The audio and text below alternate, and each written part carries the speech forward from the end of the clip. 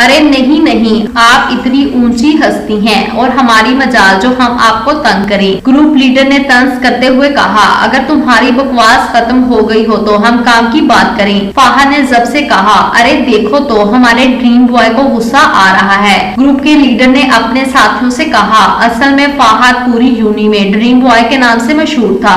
एक तो उसकी पर्सनैलिटी और फिर उसका धीमा लहजा सबके सामने इसे मोतबर बनाता था। यही वजह थी कि शयान ग्रुप का लीडर फाहद से जलता था, इसीलिए काफी दफा फाहद से बहस भी हो जाती और फिर शयान जब भी किसी की रैंकिंग करता इनको यही टास्क देता कि वो फाहद से नोट्स लेके आए, क्योंकि फाहद अपने नोट्स खुद तैयार करता था। काफी दफा फाहद ने अपने नोट्स भी दे दिए बच्चों को, मगर फिर वही नोट्स दूसरे बच्चों के पास देखने को मिलते और फिर पता चलता कि शयान ने इसके नोट्स सब में दे दिए।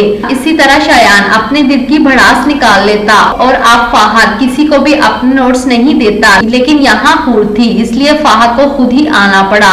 समझ से बाहर है कि आप कैसे आ गए हमारे गरीब खाने पर, शयान ने पूछा। फजूल बकवास सुनने का मूड नहीं है, मैं लास्ट टाइम वार्निंग दे रहा हूँ, ऐसी फजूल और ओछी हरकतें बंद कर दो वरना मैं कोई ना कोई स्टेप लूंगा और तुम मुझे अच्छे से जानते हो। फाहद ने सख्त लहजा इख्तियार किया। ओ भाई मैं तो डर गया, जाओ जाओ जाकर अपना काम करो, बड़े आए तुम, बहुत देखे हैं तुम जैसे, शयान ने तन से कहा। फाहद ने खुद पर कंट्रोल किया जबकि हूर सारे मामले को समझने की कोशिश कर रही थी।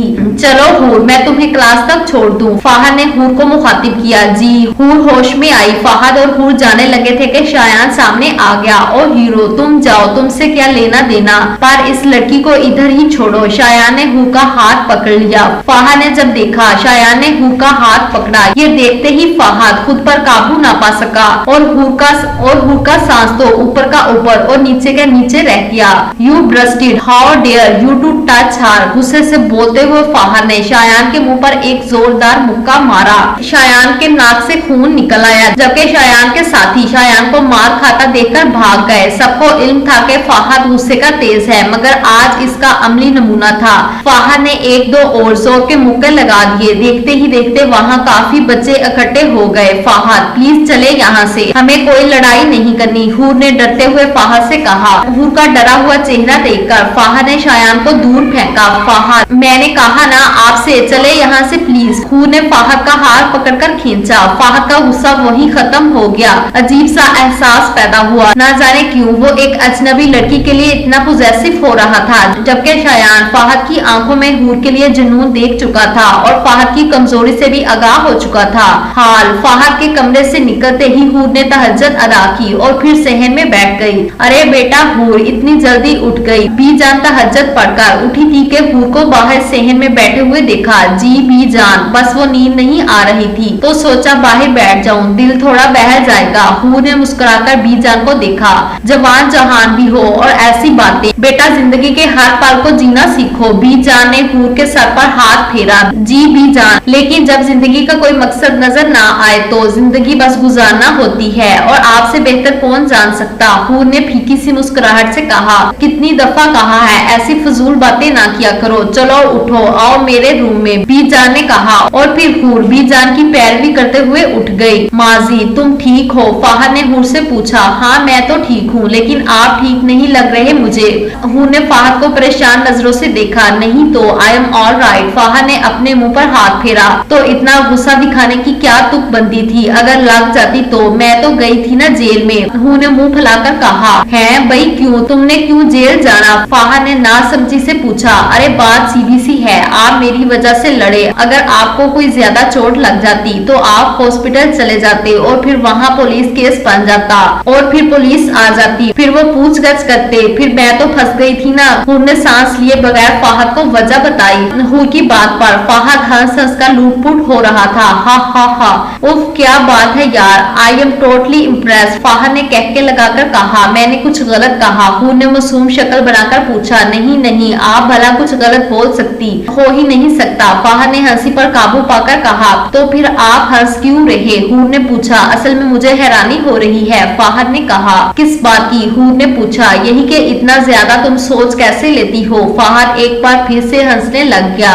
फाहद की बात को समझकर हूर ने बुरा सा मुंह बना लिया, जबकि फाहद के तो दांत ही अंदर नहीं हो रहे थे। बी जान एक बात पूछूं? हूर ने बी जान की गोद में सर रखते हुए पूछा, जरूर बेटा, मैंने कभी तुम में और फाहद में कोई फर्क नहीं रखा। कोई भी बात हो तुम खुलकर कर सकती हो। बीजान ने सर पर हाथ फेरते हुए कहा, फाहद ऐसे क्यों है? जहाँ तक मैं जानती हूँ उनको, वो तो बहुत ख्याल रखने वाले हैं, बहुत मासूम, तो इतनी नफरत कैसे कर लेते हैं? हूर ने आंसू रोककर कहा। हूर की बात पर बीजान ने एक गहरी सांस ली। बेटा, कुछ चीजें मुख्तलिफ पहलू रखती हैं। फाहद के भी कई रूप हैं, जैसा कि मेरे सामने कुछ, तुम्हारे सामने कुछ और बंद कमरे में कुछ। बीजान ने कहा, आप ठीक कह रही हैं। हूर ने रात वाला वाकया याद किया जब फाहद का एक अलग रूप था, मासूम और डरा हुआ, जो एक बहुत बड़ी भीड़ में अकेला हो। फाहद तो बहुत शरारती बच्चा था, सब बहुत प्यार करते थे, लेकिन जब इसके मामा पापा की डेथ हुई तब से चुप हो गया।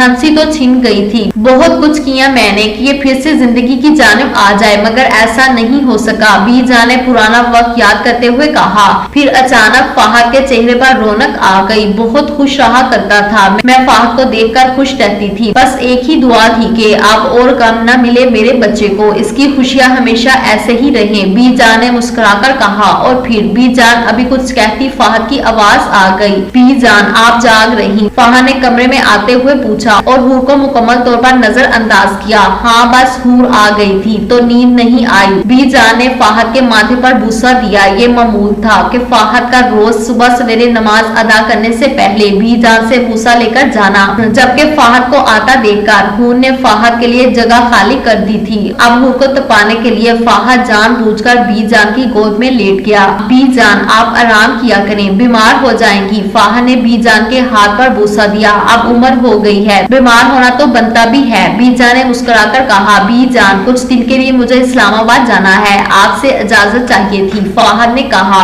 जबकि फाहद के जाने का सुनकर हूर का दिल अदास हो गया। बेशक वो ठीक से बात नहीं करता था, लेकिन फिर भी घर में होने से ही हूर को सुकून मिल जाता था। कितने दिन के लिए? बीजान ने पूछा और साथ ही हूर को दिखा जिसका मुंह उतरा हुआ था। ठीक है, जैसे तुम कहो। बीजान ने मुस्कुराकर हूर को देखा, जबकि फाहद दिल ही दिल में हूर की बातों को ड्रामा समझकर दाद दे रहा था। माजी हूर की बुरी सी शक्ल देखकर फाहद को तरस आ गया। अच्छा बाबा नहीं हंसता, अब खुश? फाहद ने हंसी दबाकर कहा। नहीं, एक शर्त पर मानूंगी, हूर ने कहा। आपकी शर्त? सर आंखों पर। फाहद ने झुककर हूर की शहद आंखों में झांका और बस आंखों का ही होकर रह गया। कुछ तो था जो फाहद जैसा खामोश बंदा आज इतना खिलकर हंस रहा था। हंसना तो जैसे वो भूल ही गया था जब से इसके मामा पापा की डेथ हुई थी, और अब जिंदगी फिर से शायद इसका इम्तिहान लेने आ रही थी, या फिर इससे इसके हिस्से की खुशियाँ। हूर को फाहद की आंखें बहुत पसंद थी। कुछ पल यूं ही एक दूसरे को देखने में गुजर गए। फाहद का आज पहली बार दिल धड़का था और हूर के लिए यह सब कुछ बहुत नया था, लेकिन दिल बगावत पर भी उतर रहा था। मुझे आपकी आंखें बहुत पसंद है, पता है क्यों? हूर ने बेखुदी में कहा। क्यों? फाहद तो जैसे आज बस हूर को पूरे दिलो जान से सुन रहा था, क्योंकि जब मैं छोटी थी तो मैंने एक बिल्ला पाला था, बहुत स्मार्ट था, प्यारा भी, बिल्कुल तुम्हारी तरह, और इसकी आंखें तुम्हारी तरह थी। हूर ने मासूम बच्चों की तरह फाहद की आंखों को देखकर कहा। हूर की इतनी मासूमियत पर फाहद तो दिलो जान से कुर्बान हो गया। इतना मासूम और भोला कोई हो सकता है? यकीनन नहीं। फाहद ने देखकर सोचा, मेरे बस में हो तो कभी आपकी मासूमियत पर आंच ना आने दूं। कांच की गुड़िया है ये तो। फाहद ने दिल ही दिल में कोई फैसला किया। फिर सारा दिन फाहद ने हूर को यूनी दिखाई, फिर दोपहर में कैंटीन से लंच करवाया, और फिर हूर को घर से कॉल आ गई, और फिर फाहद ने हूर को गाड़ी तक छोड़ दिया। जाते हुए फाहद का दिल उदास हो गया, लेकिन अभी वो हूर को अपने साथ नहीं रोक सकता था और ना ही कोई जवाब था। जाओ बेटा, फाहद की मदद करो, बीजान ने हूर से कहा। हूर सर हिलाकर उठ गई। मैं आपकी कुछ मदद कर सकती हूँ? हूर ने डरते हुए पूछा कि कहीं आप फिर से कोई तूफान ना खड़ा कर दे। जारी मजीद वीडियोस और नॉवेल्स के लिए हमारे चैनल को सब्सक्राइब और वीडियो को लाइक और शेयर जरूर करें। शुक्रिया।